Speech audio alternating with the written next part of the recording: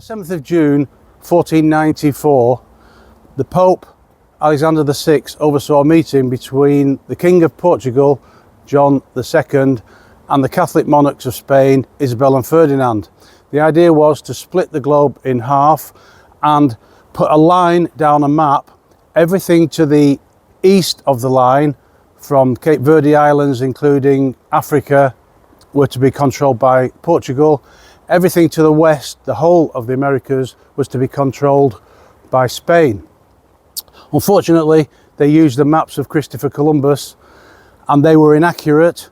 As a result, a big portion of South America overlapped into the Portuguese side.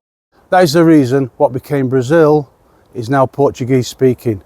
This was the Treaty of Tordesillas, a remarkable consequence of unforeseen actions. The Museum of the Treaty of Tordesillas is only quite a small museum. It's only €1 to enter, free for pensioners. This is the Royal Convent of Santa Clara, originally built as a royal palace by Alfonso XI in 1344.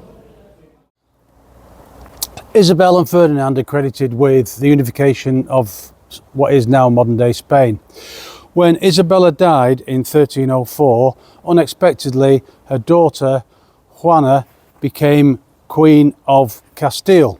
Castile was 5 times bigger than Aragon, and Ferdinand was responsible, the King of Aragon. So Ferdinand, not being happy about this, called Juana mad. Whether she was truly mad is open to debate, but he had her imprisoned in the convent here so that he could rule the kingdom. When he died, Juana's son, Charles, became Charles V, the Holy Roman Emperor. More about him in the monastery de Juste that we've done. He also had his mother imprisoned here so he could rule the entire kingdom. So the tour of the convent is very interesting. Unfortunately, it's only in Spanish, but luckily we had somebody on the tour that could translate a little bit for us. It's €9 to enter, and I say, very interesting. So we've travelled about 30 minutes or so down from Valladolid down to this brilliant little city of Tordesillas. What a fantastic historic place. I hope you've enjoyed the video. Until next time, cheers.